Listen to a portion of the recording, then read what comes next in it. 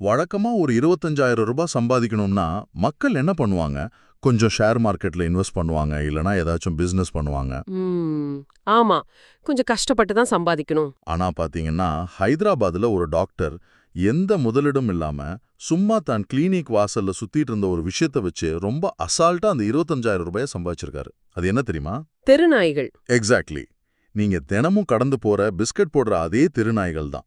இன்னைக்கு நம்மளோட இந்த ஆழமான அலசல்ல உயிரை காப்பாற்ற வேண்டிய ஒரு டாக்டர் எப்படி ஒரு படுபயங்கரமான மெடிக்கல் மாஃபியாவை நடத்தினாருன்னு பார்க்க போறோம். இது சும்மா ஏதோ ஒரு குற்றச்சம்பவம்னு மட்டும் நம்ம கடந்து போயிட முடியாது. இதுக்குள்ள இருக்கிற மெடிக்கல் சயின்ஸ், பொருளாதாரம், அப்புறம் அதிகார வர்க்கத்தோட அலட்சியம் எல்லாமே ரொம்ப ரொம்ப அதிர்ச்சி அளிக்கக்கூடிய விஷயங்கள். கண்டிப்பா. நம்ம கிட்ட இருக்கிற ஆதாரங்களை வச்சு பார்க்கும்போது இது எது உணர்ச்சி வசப்பட்டு நடந்த தப்பு கிடையாது. ரொம்ப தெளிவா திட்டமிட்டு நடந்திருக்கு. ஆமா. ஒரு தெருநாய பிடிச்சு கூண்டுல அடைச்சு அதுகிட்ட இருந்து எப்படி பணத்தை உறிஞ்சலான்னு ஒரு டாக்டர் யோசிச்சிருக்காருனா, இது மருத்துவ உலகத்துக்கே ஒரு மிகப்பெரிய எச்சரிக்கை மணி. உங்களை சுத்தி திரியிற நாய்களை பார்க்கும்போது அது ஒரு கள்ள வியாபாரத்தோட மூலதனம்னு நீங்க என்னைக்காவது யோசிச்சிருக்கீங்களா? நினைச்சு பார்க்கவே பயமா இருக்கு. ஆனா எனக்கு இங்க முதல் கேள்வியே, ஒரு நாயோட ரத்தத்துக்கு ஏன் இவ்ளோ டிமாண்ட்? ஏன்னா மனிதர்கள் விஷயத்துல பிளட் பேங்க்லாம் நமக்கு தெரியும். ஆனா விலங்குகளுக்கு மத்தியில அதாவது விலங்குகளுக்கு மத்தியிலும் இந்த தேவை ரொம்ப அதிகமா இருக்கு. இது நீங்க புரிஞ்சுக்கணும்னா முதல்ல நாய்களோட ரத்த வகைகளை பத்தி தெரிஞ்சுக்கணும். ஓ, மனிதர்களுக்கு இருக்கிற மாதிரி நாய்கள்லயும் ஏ பாசிட்டிவ், ஓ நெகட்டிவ்னு ரத்த வகைகள் இருக்கா என்ன? இருக்கு. மனிதர்களுக்கு ஏபிஓ சிஸ்டம் இருக்கிற மாதிரி நாய்களுக்கு டிஇஏ சிஸ்டம்னு ஒன்னு இருக்கு. அதாவது டாக் எரித்ரோசைட் ஆன்டிஜன் அப்படின்னு சொல்லுவாங்க. இதுல பாத்தீங்கன்னா குறைஞ்சது 12 முதல் 13 வகையான ரத்த குரூப்புகள் இருக்கு. ஒரு நிமிஷம், 13 குரூப் இருக்கா? அப்போ மனிதர்களை விட நாய்களுக்கு ரத்தம் கண்டுபிடிக்கிறது ரொம்ப கஷ்டமான விஷயமாச்சு. சரியா சொன்னீங்க. சும்மா ஏதோ ஒரு நாய்கிட்ட இருந்து ரத்தத்தை எடுத்து இன்னொரு நாய்க்கு ஏத்திட முடியாது. அப்படி மாத்தி ஏத்துனா ரத்தம் செட் ஆகாம அந்த நாய் ஸ்பாட்லயே இறந்து போக கூட வாய்ப்பு இருக்கு. அட பாவமே, அப்போ கரெக்டான மேட்ச் கண்டுபிடிக்கணுமே. ஆமா. இதுல ரொம்ப முக்கியமானது டிஏ 1.1 நெகட்டிவ் குரூப். இந்த குரூப் இருக்கிற நாய்கள் தான் யூனிவர்சல் டோனர் அப்படின்னு சொல்லுவாங்க. அந்த ரத்தத்தை எந்த நாய்க்கு வேணும்னாலும் ஏத்தலாம். ஆனா அந்த ரத்தம் ஈஸியா கிடைக்காது. ஓஹோ, அப்போ இதுக்குன்னு தனியா பிளட் பேங்க்லாம் நம்ம ஊர்ல கிடையாதா? ரொம்ப குறைவு. ஒரு முறையான கால்நடை ரத்த வங்கியை ஆரம்பிக்கணும்னா அதுக்கு ஏகப்பட்ட செலவு இருக்கு. ரத்தத்தை பாதுகாத்து வைக்க அதிநவீன ஃப்ரிட்ஜ்கள் வேணும். ரத்த அணுக்களை பிரிக்க சென்ட்ரிஃபியூஜ் இயந்திரங்கள் வேணும். அது மட்டும் இல்லாம ரத்தம் கொடுக்கற நாய்க்கு எந்த நோயும் இல்லைன்னு உறுதிப்படுத்த பல டெஸ்ட் எடுக்கணும் இல்லையா? கண்டிப்பா. முக்கியமா உண்ணி மூலமா பரவுற நோய்கள் எதுவும் இல்லைன்னு கன்ஃபார்ம் பண்ணணும். இவ்ளோ நடைமுறைகள் இருக்கு. அப்போ இந்த ஹைதராபாத் டாக்டர் இந்த சப்ளைக்கும் டிமாண்டுக்கும் நடுவுல இருக்கிற கேப்பை தனக்கு சாதகமா பயன்படுத்தியிருக்கார். 100% உண்மை. மார்க்கெட்ல நாய் ரத்தத்துக்கு பயங்கர தட்டுப்பாடு இருக்குன்னு அவருக்கு தெரியும். வெளியில சும்மா சுத்துற தெருநாய்களை புடிச்சு போட்டா எந்த இன்வெஸ்ட்மெண்ட்டும் இல்லாம லாபம் பார்க்கலான்னு ஒரு விபரீதமான பிளான் போட்டிருக்கார். இது தெலுங்கானா மாநிலம் ஹைதராபாத்தோட ஷேக்பேட் பகுதியில் இருக்கிற ஒரு பிரைவேட் கிளினிக்ல நடந்திருக்கு. எந்தவித லைசன்ஸும் இல்லாம. ஆமா. எந்த லைசென்ஸும் கிடையாது. முறையான எக்விப்மெண்ட்ஸ் கிடையாது. ரொம்ப ரகசியமா ஒரு பாதாள சிறைய மாதிரி அந்த மருத்துவமனையை மாத்திருக்காரு அந்த டாக்டர். தெருக்கள்ல அனாதையா சுத்துற நாய்களை குறி வச்சு பிடிச்சிட்டு வந்து கிளினிக்ல இருக்கிற கூண்டுகள்ல அடைச்சிடுவாரு. ஆனா எனக்கு ஒரு சந்தேகம். சொல்லுங்க. ஒரு கிளினிக்ல இப்படி நிறைய நாய்களை அடைச்சு வச்சிருந்தா அதுங்கிற குறைக்கும், சத்தம் போடும். அக்கம் பக்கத்துல இருக்கிறவங்களுக்கு சந்தேகம் வராதா? இத்தனை நாளா எப்படி யாருக்கும் தெரியாம இருந்துச்சு? அதுதான் அந்த வெள்ளை கோட் கொடுக்கிற பாதுகாப்பு. ஒரு வெட்டினரி கிளினிக் அப்படின்னா அங்க நாய்கள் வந்து போறதும் சத்தம் கேட்கறதும் ரொம்ப இயல்பான விஷயம் தானே. ஆமா, மக்கள் பெருசா கண்டுக்க மாட்டாங்க. யாராவது கேட்டா கூட இது அடிபட்ட நாய்கள், ட்ரீட்மெண்ட்டுக்காக இங்க வச்சிருக்கேன்னு ரொம்ப ஈஸியா போய் சொல்லிடலாம். மருத்துவ பின்னணி இல்லாத சாதாரண மக்களும் அந்த நம்பிடுவாங்க. தன்னோட அந்த ப்ரொஃபஷனல் இமேஜ ஒரு கேடயமா பயன்படுத்தி எல்லாரையும் ஏமாத்திருக்காரு. இது கேட்கவே ஒரு ஹாலிவுட் த்ரில்லர் படத்துல வர்ற மாதிரி இருக்கு. உண்மைதான். மக்களோட நம்பிக்கைய ரொம்ப மோசமா தவறாக பயன்படுத்தியிருக்கார். சரி, இப்போ அந்த பொருளாதார கணக்குக்கு வருவோம். ஒரு முறை ரத்தம் செலுத்துறதுக்கு 18,000 இருந்து 25,000 ரூபாய் வரைக்கும் அவர் சார்ஜ் பண்ணியிருக்காருன்னு ஆதாரங்கள் சொல்லுது. இவ்ளோ பணத்தை கொடுத்து யார் இதை வாங்குறா? அந்த வாடிக்கையாளர்கள் பெரும்பாலும் விலை உயர்ந்த வெளிநாட்டு பிரீட் நாய்களை வளர்க்குறவங்க தான். ஒரு ஹஸ்கி இல்ல கோல்டன் ரிட்ரீவர் மாதிரியான நாய்களுக்கு திடீர்னு ரத்தம் தேவைப்படும் போது அவங்க பணத்தை பத்தி கவலைப்படுறதே இல்ல. தன்னோட செல்லப்பிராணி எப்படியாவது பிழைச்சா போதும்னு எமோஷனலா இருப்பாங்க. ஆமா. டாக்டர் என்ன கேட்டாலும் கொடுக்க தயாரா இருப்பாங்க. அதுதான் இவர் தனக்கு சாதகமா பயன்படுத்திக்கிட்டார். இங்கதான் எனக்கு பெரிய முரண்பாடு ஒண்ணு இடிக்குது. ஒருவேளை தன்னோட வெளிநாட்டு நாய் பிழைக்கணுங்கிறதுக்காக ஒரு ஆதரவற்ற தெருநாயோட ரத்தம் இப்படி கொடூரமான முறையில உறிஞ்சப்படுன்னு அந்த ஓனர்ஸ்க்கு தெரிஞ்சிருக்குமா?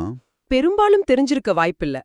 நீங்க ஒரு டாக்டர் கிட்ட போறீங்க, அவரு ரத்தம் ரெடியா இருக்குன்னு சொன்னா நீங்க அவர் எந்த லேப்லேருந்து அதை வாங்கினார்னெல்லாம் நோண்டி நோண்டி கேட்க மாட்டீங்க இல்லையா? ஆமா, அந்த நேரத்துல உயிரை காப்பாத்தணும்னு மட்டும்தான் தோணும். ஆனா ஒருவேளை தெரிஞ்சே அவங்க இதை வாங்கியிருந்தா இது வர்க்கபேதத்தோட உச்சம் இல்லையா? என் வீட்டு நாய் ராஜா மாதிரி வாழணும், அதுக்கு இந்த தெருநாய் செத்தா என்னங்கிற மனநிலை. நீங்க சொல்ற பாயிண்ட் ரொம்ப வேலிட்.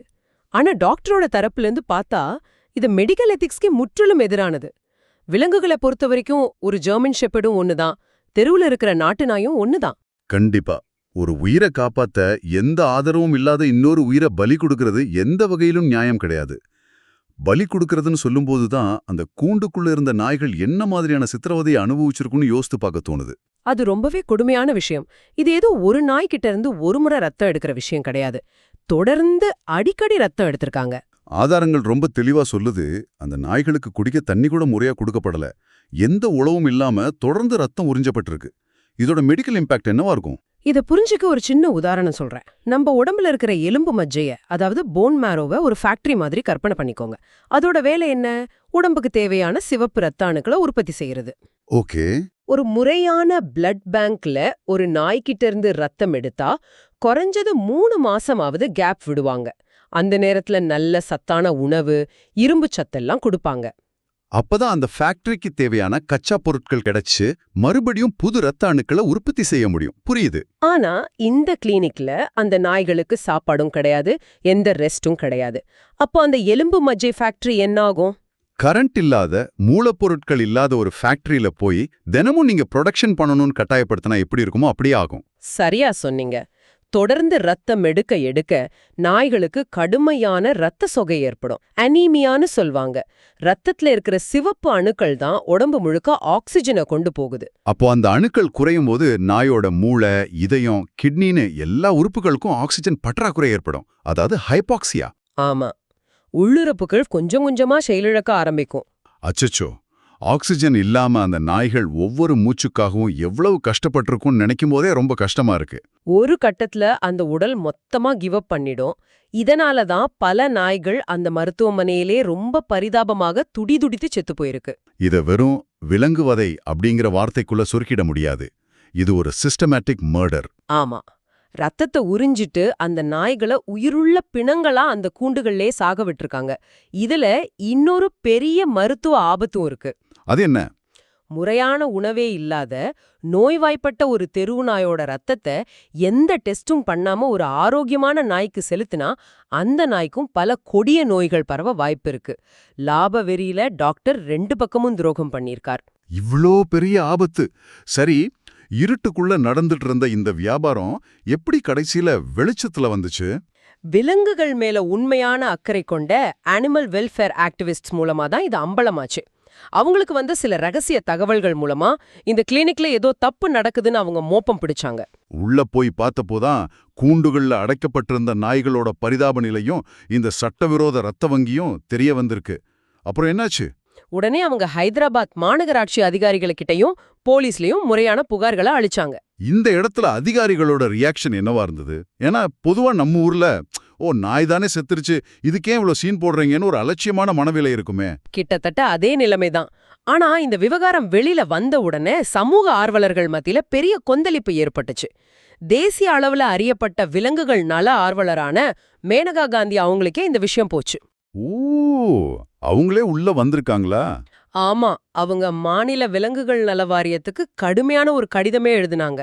ஆனா ஆச்சரியம் என்னன்னா, இவ்ளோ பெரிய புகார்கள் இருந்தும் சம்பந்தப்பட்ட விலங்குகள் நலத்துறை அமைச்சகமோ அதிகாரிகளோ உடனடியா எந்த ஒரு உறுதியான விளக்கமும் கொடுக்கல. இந்த மௌனம்தான் ரொம்ப உறுத்துது.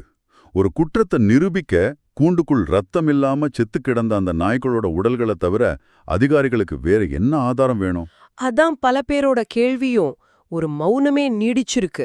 இந்த அலட்சியம் நாளைக்கு இன்னொரு டாக்டர் இதே தப்ப தைரியமா பண்ண ஒரு வாய்ப்பை உருவாக்கி கொடுத்துறாதா? கண்டிப்பா உருவாக்கும். அதனாலதான் ஆர்வலர்கள் தொடர்ந்து போராடுறாங்க. இது சும்மா அபராதம் கட்டிட்டு போற கேஸ் கிடையாது. அனிமல் குரூவல்டி ஆக்ட் மற்றும் மருத்துவ விதிகளை மீறிய மிக கொடூரமான செயல். உடனே அந்த கிளினிக்கோட லைசன்ஸை கேன்சல் பண்ணணும், அந்த டாக்டர் மேல கிரிமினல் ஆக்ஷன் எடுக்கணும். எக்ஸாக்ட்லி. தெருநாய்களாயிருங்காயமும் அவற்றிற்கும் உயிர் வாழும் உரிமை இருக்குங்கிறத சட்டமும் அரசாங்கமும் தங்களோட நடவடிக்கைகள் மூலமா மக்களுக்கு உணர்த்தியாகணும். அது ஒண்ணுதான் இதுக்கு நிரந்தர தீர்வா இருக்க முடியும். உண்மையிலே இது ஒரு ரொம்ப ஆழமான அதே சமயம் மனசுக்கு பாரமான ஒரு விவாதமா அமைஞ்சிருக்கு. இன்னைக்கு நாம பார்த்த ஆதாரங்கள் மூலமா இந்த ரத்த மாஃபியா பத்தின பல விஷயங்களை தெரிஞ்சுக்கிட்டோம். ஆமா, 25,000 ரூபாய்க்காக ஒரு டாக்டர் எப்படி மருத்துவாரத்தை மீறினாருன்னு பார்த்தோம். அது மட்டும் இல்லாம தொடர்ந்து ரத்தம் எடுக்கிறதுனால அந்த நாய்களோட உறுப்புகள் எப்படி செயலிழக்குதுங்கிற அறிவியலையும் நம்ம அலசியிருக்கோம். இது மருத்துவத்துறைக்கே ஏற்பட்ட ஒரு பெரிய களங்கம். கண்டிப்பா, எல்லாமே ஒரு சங்கிலி தொடர் மாதிரி இணைஞ்சிருக்கு. இத கேக்குற ஒவ்வொருத்தரும் விலங்குகள் நலன் பத்தின தங்களோட பார்வையை கொஞ்சம் மாத்தி பார்க்கணும்னு நான் நினைக்கிறேன். நிச்சயமா. இத கேட்டுக்கிட்டு இருக்கிற நீங்க இந்த அலசலோட முடிவுல ஒரு விஷயத்தை யோசிச்சு பாருங்க. உயிரை காக்க வேண்டிய மருத்துவமனையே இப்படி பணத்துக்காக ஒரு கொலைக்களமா மாறும்போது, நாளைக்கு நம்ம வீட்ல இருக்கிற செல்லப்பிராணிய ஒரு கிளினிக்குக்கு கூட்டிட்டு போனா அந்த டாக்டர் மேல நமக்கு முழுமையான நம்பிக்கை வருமா? அது ரொம்ப முக்கியமான கேள்வி. ஆமா. அது மட்டுமில்லாம உங்க தெருவுல ஆதரவற்று தெரிகிற ஒவ்வொரு நாய்க்கும் வலியை உணரும் தன்மை இருக்கு. அதற்கும் இந்த பூமியில வாழ உரிமை இருக்குங்கிறத நாம எப்ப மனதார புரிஞ்சுக்க போறோம்? சிந்தியுங்கள்.